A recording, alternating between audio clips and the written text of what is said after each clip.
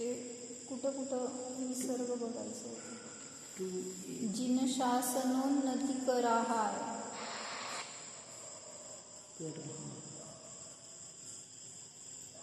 आणि आपण म्हणतो ना कुर्वन्तु ते मंगलम, तर त्याचा अर्थ होतो तुझं मंगल हो. मग आपण तिथं कुर्वन्तु नः मंगलम म्हणायचं, आमचं मंगल हो. नः नः म्हणजे आपण या वाचकात आपलं म्हणजे सर्व असं होतं. हां, आपण सर्व. मे म्हणजे माझं आणि ते म्हणजे तुझं दुसरं. बरोबर. म्हणून आपण म्हणताना कुर्वन्तु नः मंगलम असं म्हणायचं. काय म्हणायचं? कुर्वन्तु नः मंगलम. नो नो म्हणा किंवा नः म्हणा, कारण विसर्गाचं नो होतो तिथं.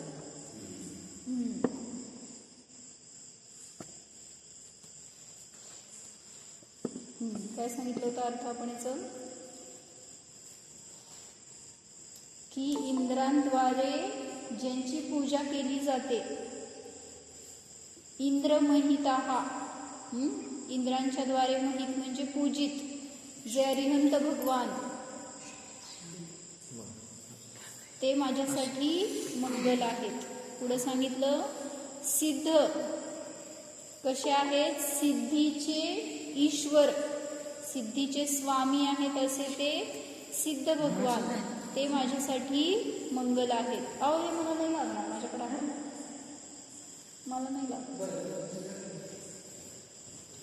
पुढे सांगितलं आचार्य कसे आहेत? आचार्य जे जिनशासनाची उन्नती करणारे म्हणजे प्रकाश करणारे आहेत, ते माझ्यासाठी मंगल आहेत, ते किंवा ते माझं मंगल करोत. पुढे सांगितलं उपाध्याय, पूज्या उपाध्यायकाः सिद्धांत पाठकाः, म्हणजे जे सिद्धांताचे पाठक उपाध्याय आहेत, तर ते माझ्यासाठी, ते माझं मंगल करोत. पुढे सांगितलं रत्नत्रयाचे आराधक जे मुनिवर आहेत, ते माझं मंगल करोत. म्हणजे असं या एते पंच परमेष्ठीनः, हे 5 परमेष्ठी प्रतिदिन मे मंगलम कुर्वन्तु, माझं मंगल करोत, किंवा नो मंगलम कुर्वन्तु म्हणजे आमचं मंगल करोत, किंवा कुर्वन्तु ते मंगलम, तुझं मंगल करोत, असं वेगळ्या वेगळ्या अपेक्षेने त्याच्यामध्ये घटवून सांगितलं. मग मला याच्यात काय एक सांगायचं होतं की सामान्य तर हे अर्थ बघितलो आपण की पंचपरमेष्ठींना नमस्कार केलाय, त्यांचं स्मरण केलंय, आणि ते माझ्यासाठी मंगल असोत, मंगल हो, ते माझं मंगल करोत, अशी एक भावना आहे याच्यामध्ये. मग मला काय म्हणायचं होतं की अरिहंत भगवान कुठलेही असू दे, तीर्थंकर केवली, सामान्य केवली, कोणीही असू दे, तर ते अरिहंत भगवान इंद्रांच्या द्वारे पूजित आहेत असं का सांगितलं, किंवा इंद्रांच्या द्वारे का पूजित आहेत सांगा. आपल्याला लौकिकाची महिमा असते ना, त्या लौकिकातून पारमार्थाकडे सांगितलं. तुम्ही तिथं का बसलाय? नाही का होय, तुम्ही तिथं का बसलाय? इथं बसायचं असतं. इथं मग अरिहंत आमच्या जवळ आहे, तुमच्या जवळ नाही आहे. तुम्हाला इथे यायला चालतंय की? तिथं का बसलाय? सगळ्याला घेऊन इथे यायचं असतं उलटा, आता रिकामे म्हटल्यावर. उद्यापासून तुम्हाला नियमितच यायचं माझ्यासमोर. मी खंडलंय आता काय करा, छान. तरी पण इथे या, मला माहित नाही आता. रात्री 8 वाजता यायचं, 9 वाजता जायचं. तर काय सांगितलं? इंद्रांच्या द्वारे पूजित आहेत ते अरिहंत, असं का सांगितलं? इंद्र सर्वात श्रेष्ठ वैभवशील. बरं, ठीक आहे. आणि ज्ञानाने सुद्धा काय विशेष आहे असं असून सुद्धा तो अरिहंताचं काय करतो? साक्षात उपदेश त्यांच्याकडूनच मिळतो ना, उपदेश साक्षात अरिहंतांकडून मिळतो. म्हणून खरे गुरु आहेत ते आपले. म्हणजे देव तर आहेतच आहेत, गुरु पण आहेत. आणि म्हणून म्हणजे सांगितलं गेलं. आणि इंद्र म्हणजे इंद्रच्या मध्ये सगळंच येऊन गेलं ना, म्हणजे इंद्र तुम्ही इंद्राकडेच बघायला, मी भगवंतांकडे हो बघायला. की मग भगवान सांगितलं की असे श्रेष्ठ आहे भगवान, की जे खऱ्या सुखाचा मार्ग दाखवतात साक्षात आणि पूर्ण वितरागी सर्वज्ञ आहे. म्हणून त्यांनी सांगितलेला मार्ग सत्यच आहे ना. सर्वज्ञ आहेत म्हणजे काही येत नाही असं पण नाही, आणि वितरागी आहेत म्हणजे राग द्वेष किंवा काय कशाय भाव असतील तर खोटं बोललं जातं. तिन्ही लोकांचे स्वामी आहे आणि शाद्वादाचे विद्या के नायक असं बी सांगितलं. आणि आनंद दर्शन, आनंद ज्ञान, आनंद सुखाचं, अनंत वीर्याचे काय धारक आहे जिने. असू दे, त्यापेक्षा ते 8 गुणांनी युक्त सिद्ध. पण त्यांचं विशेष महत्व सांगितलं गेलं अरिहंतांचं. सांगा. म्हणजे मला काय म्हणायचं होतं की अरिहंत हे काय आहेत, परवा सांगितलं ना, कोण सांगितलं मला माहित नाही, माझ्यापर्यंत आलं हे न्यूज. अरिहंत म्हणजे कोण आहेत म्हणलं नाही ना, की सिद्ध म्हणजे कोण आहेत, आचार्य म्हणजे कोण आहेत, उपाध्याय म्हणजे कोण, साधू म्हणजे कोण, आत्म्याच्या अवस्था आहे. त्याच्या पुढे जाऊन सांगितलं अजून काहीतरी परिणाम आहे हे सांगितलं. अरिहंत हा एक परिणाम आहे, सिद्ध हा एक परिणाम आहे असं सांगितलं. म्हणजे ते म्हणल्यावर जास्त त्याच्यात इन्व्हॉल्व झालं अजून, माहिती का. म्हणजे जेव्हा आपण नुसती पर्याय म्हणत असताना ठीक आहे की पर्याय म्हणल्यावर पण जातोय तिथंपर्यंत, पण एक परिणाम म्हणताना त्यांचं ज्ञान दिसतंय, त्यांचं काय म्हणायचं एक त्यांची विशुद्धी दिसतीये किंवा त्यांच्या परिणामांपर्यंत पोहोचतोय आपण जेव्हा ते अरिहंत म्हणजे परिणाम आहेत बघतोय ना. मग मला असं ते काल त्याच्यामध्ये विचार आला म्हणून त्याच्यावर आपण आपल्या परिणामाची तुलना करतो, म्हणजे आपल्या परिणामाकडे जातो. म्हणजे मला म्हणायचंय इंद्रांच्या द्वारे पूजित आहेत ते अरिहंत भगवान, तर त्यांच्या परिणामांची महिमा बघा ना. म्हणजे त्यांचे परिणाम बघा एक काय लेवलचे आहेत, की ज्या परिणामांना इंद्र येऊन नमस्कार करतोय, ते इंद्र शरण जात आहेत, असे ते अरिहंत आहेत, असे ते सिद्ध आहेत. म्हणजे सिद्ध ही ठीक आहे ना, शरीराचं तुकडनं तुम्ही म्हणताय काय ते अरिहंत दशा आणि सिद्ध दशा वगैरे पर्याय आहे म्हणून, पण जीवाच्याकडनं बघा की जे जीवाचे परिणाम आहेत त्याला अरिहंत म्हणलंय, त्याला सिद्ध म्हणलंय, त्याला आचार्य म्हणलंय. म्हणजे एक त्या लेवलपर्यंत आपण जात नाहीये, तशा प्रकारचे परिणाम आपण करत नाहीये, म्हणून अजून आपण आज अरिहंत नाहीये. मग आम्हा म्हणतात ना, जेव्हा तुम्ही स्वतःला जाणताय एवंभूत नयाने सिद्ध आहात, सिद्ध स्वरूपाला जाणताय, त्यावेळेस त्या समयात तुम्ही सिद्धत्वाला प्राप्त झालाय. मग त्या परिणामांना सांगितलंय ना त्याच्यामध्ये, पण असं नाहीये की त्या बाहेरच्या दशेला किंवा शरीराला सांगितलं असं नाहीये. म्हणून अरिहंतांना नमस्कार केलाय इंद्रांनी, त्यावेळेस तिथं त्या इंद्राची पण क्वालिटी बघा ना, की इंद्र कोणाला नमस्कार करतोय किंवा त्या इंद्रासाठी कोण पूज्य आहेत. एक त्या परिणामांपर्यंत जाऊन बघा, माझ्या समोर का नाही येत आहेत इंद्र, मला का नाही नमस्कार करत आहेत, किती माझे निकृष्ट परिणाम आहेत. आहे ना माझ्यात पण ती शक्ती की मी त्यांच्यासाठी परिणाम करू शकतो, त्यांच्या जवळपर्यंत तरी जाऊ शकतो. ॲटलिस्ट त्यांचे एवढे परिणाम उत्कृष्ट नाही करू शकलो तरी आत्ता जे काही निकृष्ट परिणाम आहेत त्याच्यामध्ये वृद्धी होऊ शकते. कशी होणार, तसा विषय धरला तर होणार आहे. आणि अरिहंतांनी तेच केलंय, असा उत्कृष्ट विषय धरलाय आणि त्याच्यामध्ये ते असे मस्त आहेत, तो आनंद भोगतायत की त्याला नमस्कार आहे इंद्रांचा, त्या इंद्रांकडून, म्हणून पूजित आहेत अरिहंत भगवान. काय कळलं सांगा.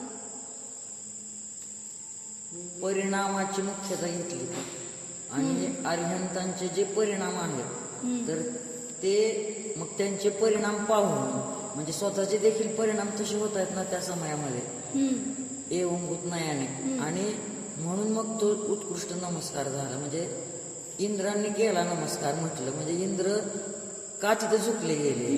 तरी आपण हे इंद्राकडून सांगितलं की सगळं, की इंद्राचं वैभव महान, इंद्राची द्वादशांगाचा पाठी म्हणून त्याचं ज्ञान महान, किंवा इंद्र सर्व लोकांचा प्रतिनिधी म्हणून तो इंद्र महान. सगळीकडनं बघितलं की त्याच्यापेक्षा अरिहंत महान असं एका वाक्यात सांगितलं. म्हणजे इथे त्याच्यामध्ये पण अरिहंतच महान आहे ना, तो असं सगळं वैभव असून बी तो झुकतोय ना. झुकतो म्हटलं तर अरिहंत महान आहे. ते सगळं तेच की आपण त्या वैभवाकडनं बघतोय, ज्ञानाकडनं बघत नाहीये. सांगायचंय. आजपर्यंत आपण तेच बघितलंय की बाहेरच्या सगळ्या गोष्टींमध्ये इंद्र महान आहे, मग तो जाऊन झुकतोय म्हणून भगवान त्याच्यापेक्षा महान आहेत, हे तर बघितलंय आजपर्यंत आपण. पण कुठं बघायचंय, मला तिकडं फोकस करायचंय की अरिहंत म्हणजे काय आहेत. आपण म्हणतो ना इंद्रांचे परिणाम असे असते, पूजा करताना तसे परिणाम करा. मग ते परिणाम म्हणजे परत ते परिणाम का तसे आहे, तर त्यांच्या परिणामामध्ये अरिहंतांची महिमा. म्हणजे इंद्र नमस्कार का करतोय, तो दुसरंच बघतोय आणि तुम्ही दुसरंच बघताय. हो, मला हे सांगायचंय. म्हणजे तुम्हाला हे वाक्य सांगितलं इथं की अरिहंतो भगवंत इंद्र महिता. इंद्रांच्या द्वारे अरिहंत भगवान पूजित आहेत असं म्हणताना इंद्राची दृष्टी कुठे आहे? माझ्याकडे काय आहे त्याच्यापेक्षा जास्त त्यांच्याकडे आहे, म्हणून तिथं नमस्कार आहे, हे आपण बघतोय. पण तो बघतोय काय इंद्र त्यावेळेस जेव्हा तो अरिहंतांना, मला सुद्धा करता येऊ शकते. म्हणजे जेव्हा अरिहंतांना नमस्कार करतोय इंद्र, तर त्यावेळेस त्याची स्वतःची दृष्टी स्वतःच्या वैभवाकडे नाही. माझ्याकडे इतकं वैभव आहे, इतकं मी महान आहे, अशी दृष्टी नाहीये त्याची. त्याची दृष्टी आहे की जगात सगळ्यात ग्रेट, सगळ्यात मस्त काय म्हणतात थिंकिंगवाला, एक विशुद्धीवाला असा जीव कोण आहे समोर माझ्या, हे असलेले अरिहंत आहेत. आणि त्यांना मी नमस्कार करतोय, त्यांच्या त्या परिणामांना, त्यांच्या त्या विशुद्धीला, म्हणजे अशा स्टेजला ते गेलेले आहेत, तर त्यांना माझा नमस्कार आहे, असं या भावनेने इंद्र तिथं बसले. म्हणूनच तिथं म्हणलं ना की जेव्हा पण तुम्ही कोणाच्या कथा वाचतो पुराणांमध्ये वगैरे, तर तिथं आपली दृष्टी इकडंच जातीये. काय त्या मुनींच्या समोर आणून त्या देवांनी काय रत्नाची राशी उभी केली, किंवा समोशरणामध्ये इतकं सगळं वैभव ओतलं देवांनी वगैरे, कुठं चालली दृष्टी आपली? त्या अरिहंतांकडे पाहतच नाहीये ना आपण. ती एक त्यांची जी विशुद्धी त्यांना मिळाली आहे, त्यांना जे काय प्राप्त झालंय, तर ते त्यांना ऍक्च्युली त्यांच्याकडे पाहताना ते मिळायला पाहिजे आपल्याला. ते सोडून आपण बाकी सगळं बघतोय. तर त्यामुळे आपल्याला अजून तशी आपल्या परिणामांची विशुद्धी होत नाहीये. भावाची विशुद्धी होत नाही, द्रव्यशुद्धी होते मात्र.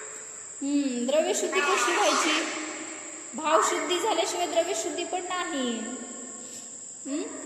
म्हणून परिणाम विशुद्ध असताना, म्हणजे जेव्हा आपल्याला आपला आत्मा मिळाला, किंवा त्यांना जी प्राप्ती झाली, उपलब्धी झाली आहे, त्याची जेव्हा भावभासना आपल्याला होणार ना, त्यावेळेस आपण तसा पुरुषार्थ करणार आहे. आणि त्या पुरुषार्थामध्ये तो आनंद मिळणार आहे जो त्यांना मिळाला. म्हणजे सेम क्वालिटीचा आनंद आपल्याला पण मिळतो.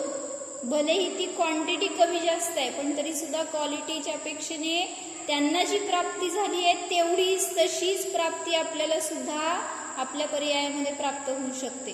पण आपण त्यांच्या त्या विशुद्धीकडे बघत नाहीये, किंवा त्यांनी जे प्राप्त केलं त्याच्याकडे बघत नाहीये. त्यांना जे बाहेरून मिळालंय किंवा ओतलंय आणून देवांनी वगैरे, तर त्याच्याकडे लक्ष आहे सगळं आपलं. त्यामुळं तिथपर्यंत आपण जात नाहीये जिथे जायला पाहिजे. म्हणून सांगितलं अरिहंतांना. मला काल तेच जेव्हा सामायिकात विषय घेतला की इंद्रांकडून पूजित आहेत असं पण आपण म्हणतो. काय त्रास झाला आपला? जाते का नाही?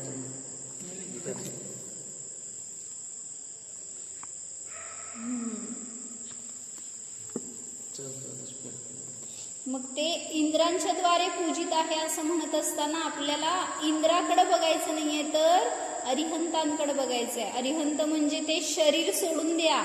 शरीर सोडून असलेला तो जीव, त्याची परिणती, त्याचे विचार इकडं बघा, तरच आपल्याला अरिहंत दिसणार. मग ते अरिहंत तर ठीक आहे, इथंपर्यंत आपण काल बघितलं होतं की 100 इंद्रांच्या द्वारे पूजित आहेत. आणि मग त्यांनी सांगितलं सगळं बरोबर आहे की इंद्र म्हणजे सगळ्यांचा रिप्रेझेंटेटिव्ह असतो. जे काय देवलोकातला इंद्र आहे तो त्यांचा रिप्रेझेंटेटिव्ह, मनुष्यातला आहे तो एक चक्रवर्ती आला तरी त्याच्या अधीन सगळी प्रजा आहे, षटखंडाचा तो अधिपती आहे. म्हणजे सगळा 6 खंड जिथं इंद्र झुकतोय, तो चक्रवर्ती झुकतोय, ज्यांना मानतोय, तिथं ती सगळी प्रजा त्याच्या अधीन आहे. त्यानुसार ते पण सगळे शरण आहेत, असा एक भाव असतो. म्हणून तिथं इंद्राचं इंद्राच्या द्वारे पूजित आहे असं विशेषण दिलं अरिहंतांना. तसंच सांगितलं सिद्ध. सिद्ध कसे आहेत? सिद्धीचे स्वामी आहेत. आता सांगा ह्यांच्याविषयी. सिद्धीश्वराहा, जे सिद्धीचे स्वामी आहेत असे ते सिद्ध भगवान. कुठं बघायचंय? बघायला आता तिथं बाहेर शरीर तर नाहीये, कर्म नाहीये, काय तुम्हाला व्यवस्थाच नाहीये बाहेर बघायसाठी. म्हणून सिद्धांच्या ठिकाणी अरिहंतांना ठीक आहे, काय काय मिळेल बघायला तुम्हाला, पण सिद्धांच्या ठिकाणी काय बघणार? परिणामच आहे. म्हणजे ती पण एक विशुद्धी बघा ना, की सिद्ध अशा एका उच्च कोटीला प्राप्त झालेले आहेत की ते कुठल्याही रीतीने त्यांच्यामध्ये कसलीच अशुद्धी नाही किंवा मलिनता नाही, अस्थिरता नाही, काहीच नाही. अशा त्या काय म्हणायचं पूर्णतेला प्राप्त झालेले आहेत. स्वतःला असं मस्त प्राप्त करून घेतलंय आणि त्यात एकरूप झालेत की आता बाहेर तिथं काय कोण बघू दे नाही बघू दे, काय राहिलं उरलं गेलं काही नाही. म्हणजे असे ते सिद्ध आहेत, ते सिद्धीचे स्वामी आहेत. जी काय विश्वामध्ये तुम्ही सिद्धी करण्याचा प्रयत्न करता, कशाची लोक उपलब्धी करायचा प्रयत्न करतात, तर त्या सगळ्या सिद्धींमध्ये सगळ्यात महत्वाची सिद्धी ज्यांना झाली आहेत असे ते सिद्धीचे स्वामी सिद्ध आहेत.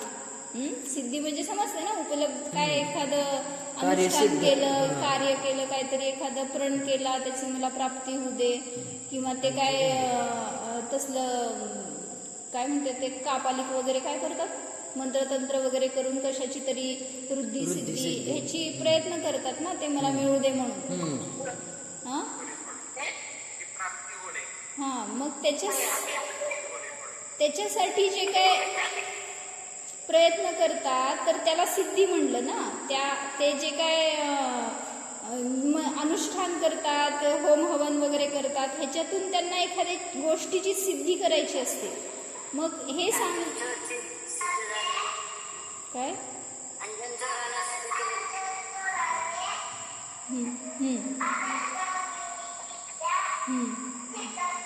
हो बरोबर, छान. अंजन चोराने आकाशगामिनी विद्या सिद्ध केली, माहिती आहे का तुम्हाला? तर तिथं असं जगामध्ये सगळे काय ना काय सिद्ध करण्याच्या मागं लागलेत. आणि या सगळ्या सिद्धींमध्ये तुम्हाला वाटते की मला झालेली प्राप्ती फार ग्रेट आहे, किंवा कोणाला एखाद्याला मिळालेली काहीतरी गोष्ट त्या तपाच्या वगैरे द्वारे त्याचं आपल्याला महत्व वाटतंय. पण इथं सांगतायत म्हणून की सिद्धीचे स्वामी सिद्ध भगवान आहेत. मग जगात सगळ्यात ग्रेट वस्तू कोणाला प्राप्त झाली आहे, सिद्ध झाली आहे, तर ते सिद्ध आहेत. मग आता तिथं पण बघा त्यांचा पुरुषार्थ हा अल्टिमेट पुरुषार्थ आहे, सगळ्यात ग्रेट पुरुषार्थ त्यांचा आहे की जे अशा त्या सिद्ध दशेला, म्हणजे काय म्हणायचं, लोकांमध्ये सगळ्यात बेस्ट कोण आहे तर सिद्ध आहेत. आणि मग अशा त्या लेवलला पोचलेले ते सिद्ध म्हणजे तो एक परिणाम आहे. मग इथं माझ्याजवळ पण परिणामांची मालिका चालू आहे, पण मी त्या परिणामांमध्ये काय करतोय आणि काय नाही ह्याच्यावरून समजतं आपल्याला की आपण कशाची सिद्धी. सांगा कशाची सिद्धी करताय दिवस रात्र काका? आपण पण सिद्धी करतोय, रोज करतोय, प्रत्येक पर्यायात सिद्धी करतोय. कशाची करताय? किती सहजतेने बोलतोय बघा की आपण संसार, किती अवघड गोष्ट करतोय आपण, त्या संसाराची उपलब्धी करतोय, म्हणजे किती दुःखदायी आहे तुमच्यासाठी ते. विचार करा की आज सकाळपासून आतापर्यंत मी कशाची सिद्धी केली, कशाची सिद्धी केली? अमृता ताई बोल, काय केलं सकाळपासून आतापर्यंत? कामाने काय सिद्ध झालं?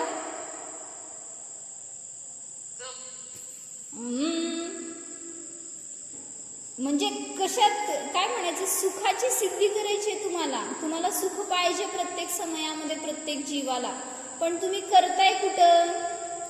जिकडं सुख आहे तिकडं पुरुषार्थच नाहीये. सगळी सिद्धी आपली दुःखासाठी चालली आहे. एवढं एक काय म्हणायचं टॅली करून बघा. मी आज सकाळी जेवण केलं, सिद्धी कशाची झाली सांगा? भूक शामण्याची. भूकेची वेदना शामली ना. कसं? ऐपत झाली दुःखाची. कसं? शरीराची पुष्टी झाली ना त्याच्या निमित्तामध्ये, आणि मग ते शरीर संसार वाढवणार आहे का संपवणार आहे? वाढ. शरीर का सांभाळायचं? शरीराला पुष्ट ठेवायचं. बघितलं आज आपण आम्हाला काय उदयाला शरीर आहे ते नियमाने कुठल्याही रीतीने कुठल्याही समयाला कोणालाही दुःख देणारच आहे. हो, आपल्याला वाटतं हे पुष्ट तर मी सुखी. मग तुम्ही जे काय पुरुषार्थ करताय सकाळपासून रात्रीपर्यंत कशाची ज्याची सिद्धी करताय ना, ते सगळं तुमचं दुःखाच्या सिद्धीसाठी चाललेला उपाय आहे. काय म्हणायचं, दिवसभरामध्ये चालू असलेल्या सगळ्या गोष्टींमध्ये लावून बघा तुम्ही. जे काय केलंय, धन कमवलं, सांगा कशासाठी, कशाची सिद्धी झाली धन कमवल्यावर?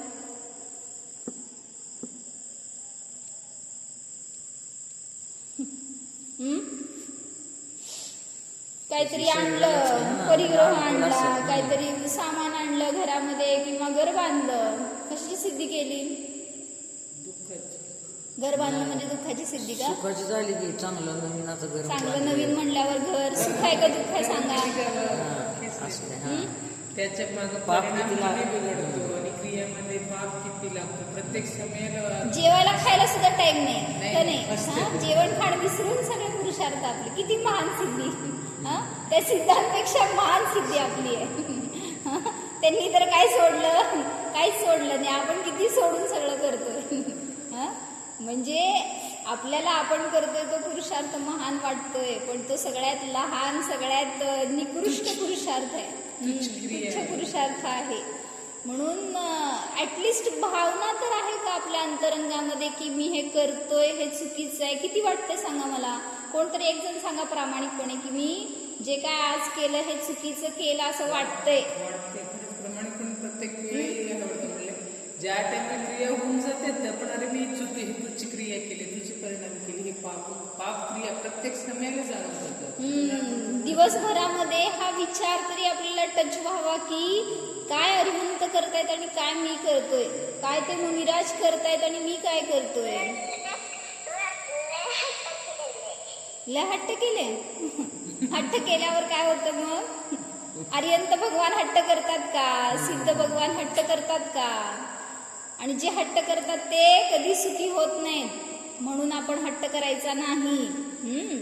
मग सांगितलं जसं ते ध्यान करतात तसं ध्यान करायचं आणि मग त्याच्याद्वारे सांगितलं आपल्याला सुख प्राप्त होणार, त्यांच्यासारखी दशा प्राप्त होणार, अन्यथा नाही.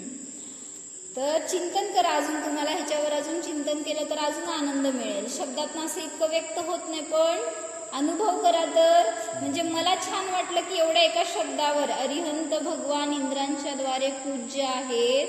तर का आहेत? त्या इंद्राला असं काय दिसलं त्या अरिहंतांमध्ये म्हणून की ते त्यांच्यावर प्रसन्न आहेत, त्यांच्यावर खुश आहेत इंद्र? म्हणजे त्यांना जे बघायचंय, त्यांना जे दिसलंय ते मला का नाही दिसत मग अरिहंतांमध्ये?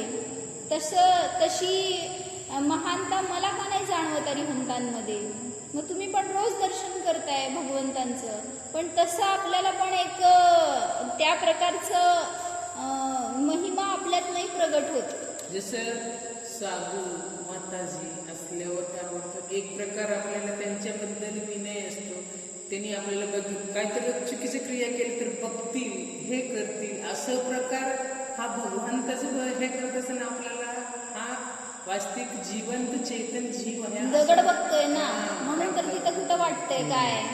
भीती वाटते का म्हणते अरिहंतांच्या समोर येतात तेव्हा तुम्हाला दर्शन करताना ते काहीतरी बघतील, आपण चुकतोय, आपण पाप करतोय, कुठेतरी भीती वाटते का आपल्याला? अंतरातून विकल्प येत राहतात तिथे संसाराचे. तिथं सांगायचं होतं म्हणून की तुम्ही आजपर्यंत जिथं बघितलं नाहीये तिथं बघा. जे आजपर्यंत आपल्याला कळलं नाहीये ते काहीतरी कळवून घेण्याचा प्रयत्न करा, तर त्याच्याद्वारे आपल्याला अरिहंत मिळतील. अजून आजपर्यंत अरिहंत मिळालेच नाहीत असं म्हणा आपल्याला चालतंय, म्हणून आपलं अजून त्यांना वंदनच झालं नाही. मग आज दर्शन करताना, पूजन करताना हे भाव ठेवा की काय ते अरिहंत आहेत, मला त्यांची का प्राप्ती झाली नाही अजून पर्यायात, का मला अजून त्यांची भावभासना झाली नाही आहे. आणि जिथं भावभासना नाही तिथं भाववंदना पण नाही. तुम्ही जो नमस्कार करताय तो फक्त जड नमस्कार आहे. भाव नमस्कारालाच म्हणून तर तिथं कुंद भगवान इथं बसून त्या सिरमंदर भगवंतांना नमस्कार केला होता. कसली होती ती वंदना? भाव वंदना होती.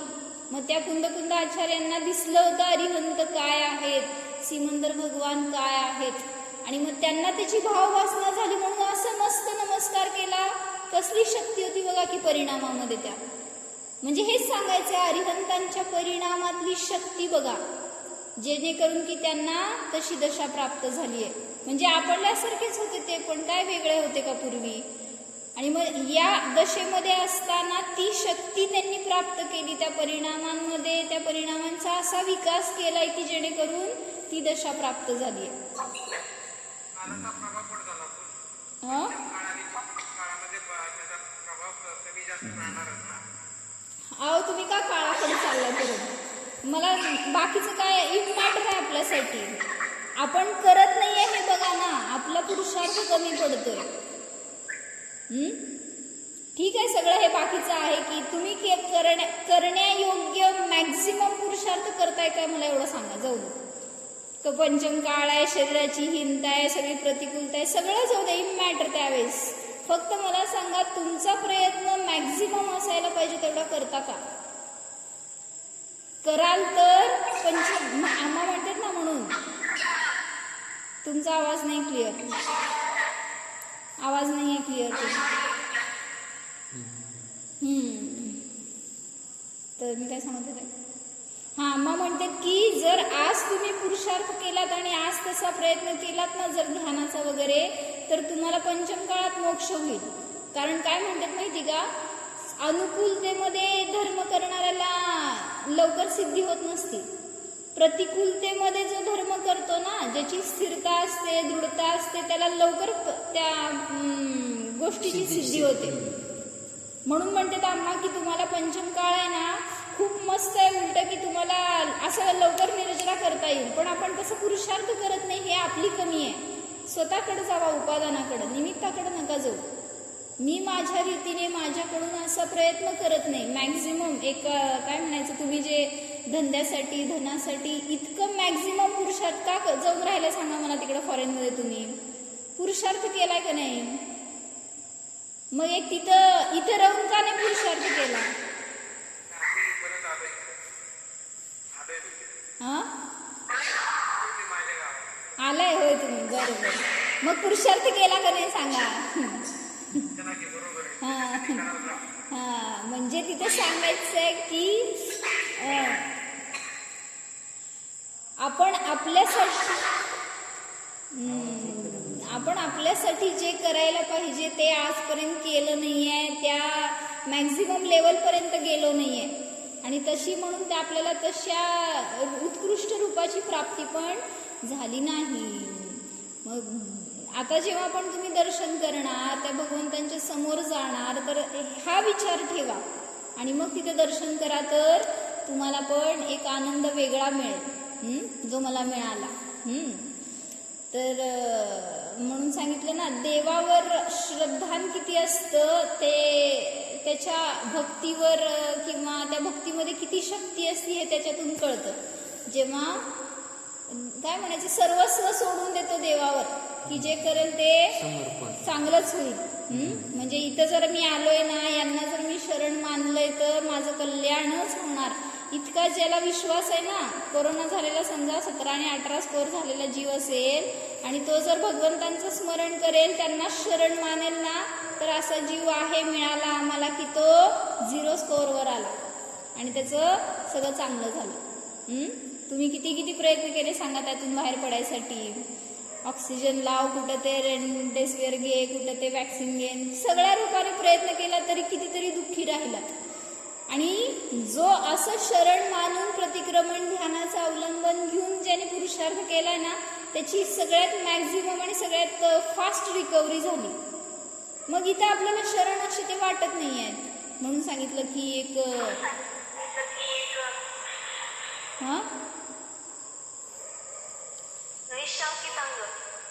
निशंकित, बरोबर, निशंक श्रद्धा पाहिजे तर तुमचा विकास होतो. तर पंचम काळात पुरुषार्थ केला तर तुम्हाला उत्कृष्ट उलट जास्त फळ मिळणार. आत्मानुशासनमध्ये आलेले काय आलं?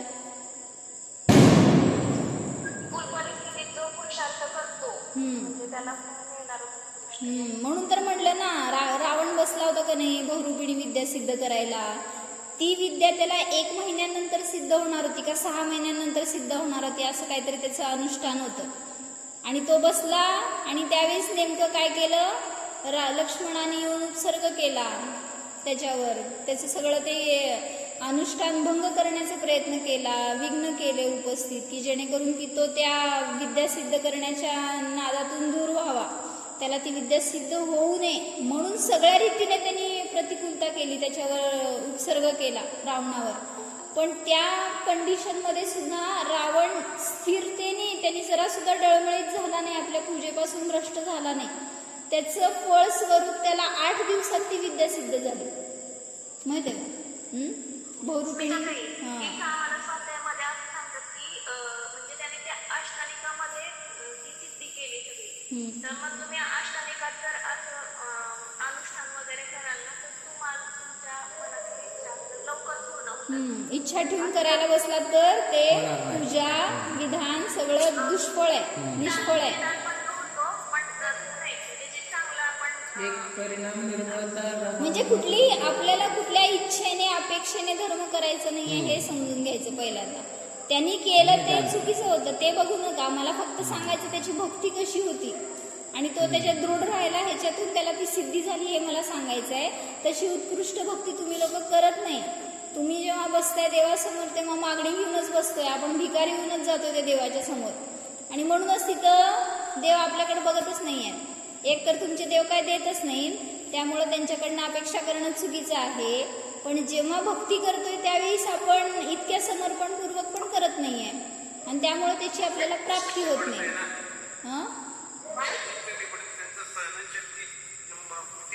अहो परत तुम्ही बाहेरच बघताय. मला सगळीकडनं सांगायचं तुम्हाला परिणाम बघा, आपले परिणाम बघा, सगळं ठीक आहे, सगळी प्रतिकूलता आहे, सगळं आपल्या पापाचं उदय आहे.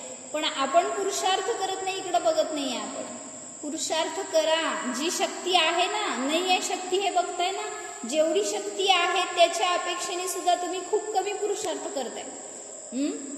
समजा मी काय म्हटले तुम्हाला 3 तास बसून मंदिरात विधान करा, तुमची काय गत होणार? थोडं पाय तर हलवणार, उठून बसणार, फिरून येणार, काहीतरी असं करणार. तेच 3 तास तुम्ही ते टीव्ही समोर बसला, समजा धंद्यामध्ये बसला, काय गिरायक आलं किंवा काय,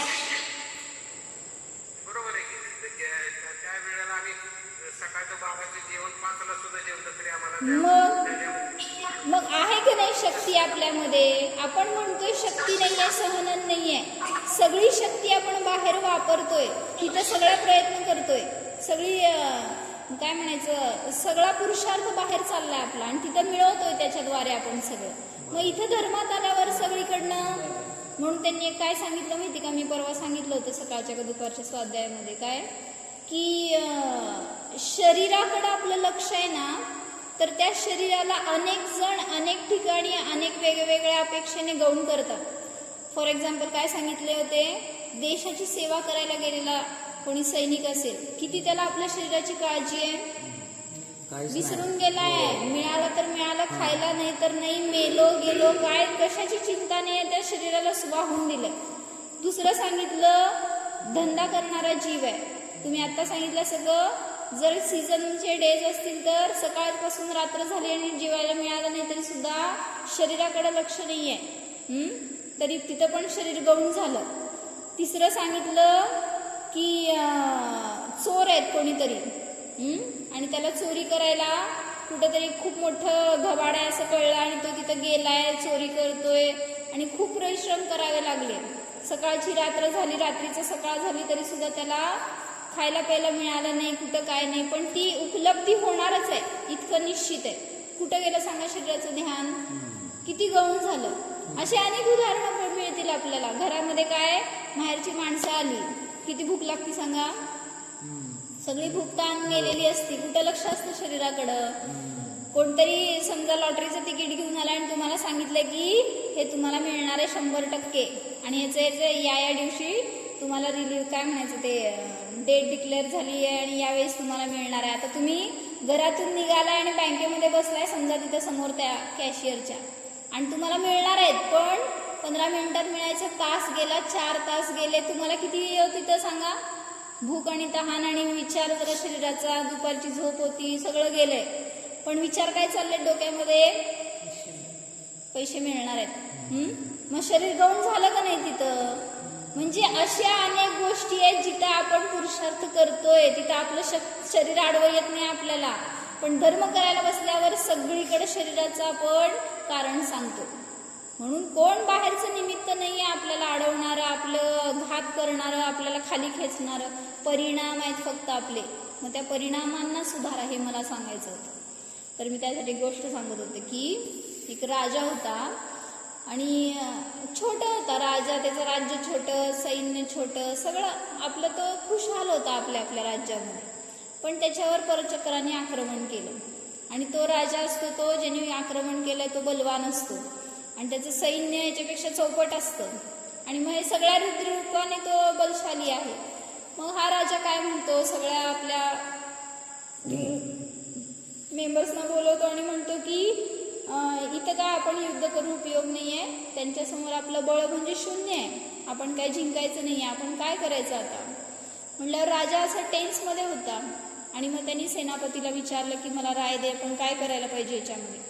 मग सेनापती म्हणतो तुम्ही जरा सुद्धा विचार करू नका, आपण त्यांच्यासमोर टिकावच ठेवू शकणार नाही, तुम्ही युद्धाचा विचारच करू नका, युद्धाला जाऊच नका, नाहीतर आपण हरणार हे निश्चित आहे.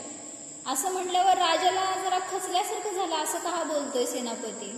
ऍक्च्युली सेनापती म्हणजे बळ देणार असायला पाहिजे, राजाला मार्गदर्शन करणार असायला पाहिजे, पण सेनापतीचे असे विचार आहेत म्हटल्यावर राजा त्या गावातल्या एका संतांकडे गेला आणि तो त्यांना विचारतो, त्यांना तो आदर्श मानत असतो, त्यांना पूज्य मानत असतो, आणि त्या संतांना म्हणतो की असं असं राज्यावर संकट आलं आणि काय करायचं? मग संत म्हणतो की का तुझं सैन्य नाही आहे का, लढ. मग त्यांनी सांगितलं नाही, सेनापती असं म्हणाला, आणि मग तो म्हणतो की लढून उपयोग नाही आहे, आपली शक्ती तेवढी नाही आहे. मग त्यावेळी संतांनी पहिलं वाक्य सांगितलं, त्या सेनापतीला पकडून जेलमध्ये घाल, त्याला कुठल्याही सैन्यामध्ये फिरू देऊ नको, त्याला कोणाशी बोलू देऊ नको, त्याला पहिला तू सेपरेट कर त्या सैन्यातनं. मग का म्हणतो तो राजा? त्यांनी सांगितलं त्याचे विचार निगेटिव्हिटीकडे आहेत, आणि तो जर सगळ्यांमध्ये पसरला तर सगळ्यांचे विचार तसे होऊन जातील, आणि तू केलेला प्रयत्न जरी जिंकायच्या साईडला असेल तरी तू हरशील. त्यामुळे त्याला एकट्याला पहिल्यांदा सेपरेट कर त्यांच्यातनं. मग राजा म्हणतो ठीक आहे, मी करेन त्यांना सेपरेट, पण मग सेनापती कोण मिळणार मला, आणि मी कसं लढाई करू? मग त्यावेळी संत म्हणतो तुझा सेनापती मी होतो, पण तू त्याला वेगळं कर, राज्यावर जर इतकं संकट आलंय तर मी गाईड करतो, पण तू त्याला समोर आणू नकोस कोणाच्या. मग ठीक आहे म्हणतो राजा. आता संत असं म्हणायला लागले तर आपलं काहीतरी कल्याण होईल त्याच्यातनं. काय विजू बाकी गोष्ट जाऊन आम्हाला सांगायची तुम्हाला. आणि मग तो निघाला, संतांनी सेनापती पद घेतलं आणि सगळ्या सैन्याला घेऊन निघाला. आता ठरला होता दिवस काय, आज उद्या असं वगैरे युद्ध होणार होतं म्हटल्यावर, आणि मग उद्या युद्ध आहे म्हटल्यावर ते त्या दिशेने निघाले होते. आणि जाताना असंच एक रस्त्यात पहाड आलं आणि तिथे एक मंदिर होतं, असं प्रख्यात मंदिर होतं त्या पहाडाच्या वर. मग ते संत म्हणतात सगळ्या आपल्या सैन्याला की हे एक जागृत देवस्थान आहे, आणि म्हटले आपण लढायला चाललो, इतकं मोठी कामगिरी करणार आहे, तर माझी इच्छा आहे आपण 2 मिनिटं थांबून दर्शन करून जाऊ, आणि मला काय म्हणते त्या देवाची भाषा जरा येते किंवा देवाचं कौल वगैरे कळतो, असं त्यांनी काहीतरी सांगितलं त्या सेनापतीने. मग ठीक आहे म्हणले, सगळे सैन्य खाली थांबले, आणि तो म्हणला मी एकटाच वर जाऊन येतो. आणि मग तो जाऊन दर्शन करून तो म्हणला मी विचारून येतो देवाला की आपण जिंकणार आहे का नाही, मला कळतात देवाचे इंडिकेशन्स काय असतील ते सिम्बॉल्स वगैरे. मग ठीक आहे म्हणले, सगळे सैन्य एकदम आशेने जावं म्हणले विचारून या. आणि मग हे गेले आणि थोड्या वेळाने खाली आले सेनापती. मग खाली आल्यावर लगेच विचारलं सैन्याने काय म्हणले तुमचे देव. मग त्यांनी सांगितलं की देव म्हणालेत की जर आज रात्री तुम्हाला या मंदिरातनं प्रकाश दिसला तर समजून घ्या तुमची जीत नक्की आहे, फिक्स आहे एकदम. आणि मग सगळ्यांना आशा वाटली आता त्याच्यातनं, की दिसला तर जिंकणारच आहे, काय मग त्याच्यामध्ये प्रश्नच नाही, आणि नाही दिसला तर आपण हारणार आहे. मग त्यांनी संध्याकाळ होईपर्यंत, रात्र होईपर्यंत थांबायचं ठरवले. आणि काय झालं, रात्र झाली की प्रकाश दिसला. इतका आनंद झाला सगळ्या सैन्याला की आपण जिंकणार. तिथंच ते हुर्रे करून काय म्हणले, आपलं जीत मनवायला सुरुवात केली. आणि मग असं एक बळ संचारलं सगळ्या सैन्यामध्ये की दुसऱ्या दिवशी लढायला जाऊन जिंकूनच परत आले. आणि ते सांगितलं युद्ध त्यांचं 21 दिवस चाललं. आणि त्या 21 दिवसांनंतर फळ मिळालं पॉझिटिव्ह.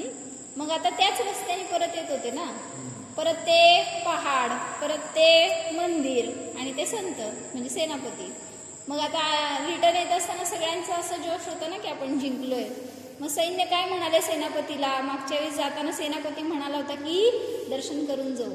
मग सैन्य म्हणलं यावेळेस जावा, म्हणले देवाला सांगून या आपण जिंकलो. तुम्हाला समजते ना देवाची भाषा, सांगून या जाऊन. मग सेनापती म्हणाले त्याची काय गरज नाही. मग का म्हणाले, मागच्या वेळेस एवढं चांगलं त्यांनी आपल्याला कौल दिलं, एवढं चांगलं आपल्याला काहीतरी सिम्पटम्स सांगितले म्हणल्यावर त्याच्यावरून आपल्याला मिळाली आहे, जर यश मिळालंय तर सांगा तुम्ही जाऊन देवाला. मग तो काय सांगतो सेनापती, म्हटला ते दिवा लागला होता ना, तो म्हटला मी वर गेल्याच लावून आलो होतो. आणि मग दिवस होता त्यावेळेस, आणि मग दिवसा कुठं त्या मंदिरात प्रकाश बाहेर येणार आहे का, रात्र झाल्यावर तो प्रकाश बाहेर यायला लागला की ह्यांना वाटलं काय आपल्याला देवानी सांगितलं तुम्ही जिंकणार आहे.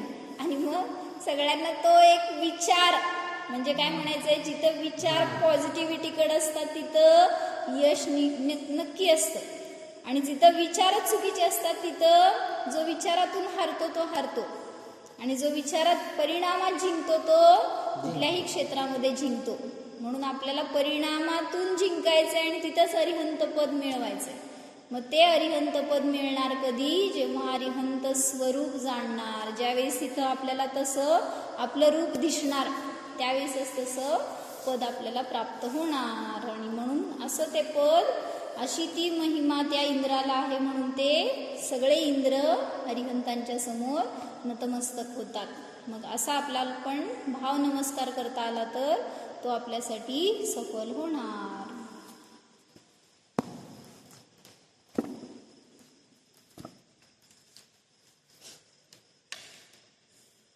जाणार हामी अनंत चतुष्टयाचा धारक अरिहंत स्वरूप आहे. स्वतःच्या अरिहंत रूपाला पहा.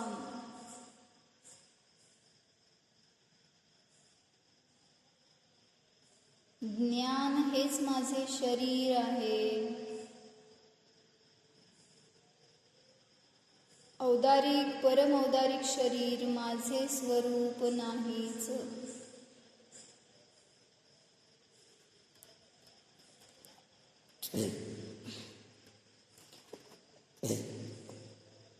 घाती अघाती कर्मरहित निष्कर्म रूप जाणा. अरिहंत स्वरूपोऽहम् अनंत बलस्वरूपोऽहम्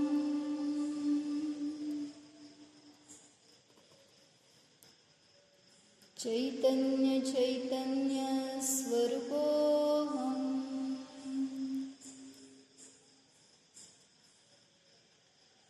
ओम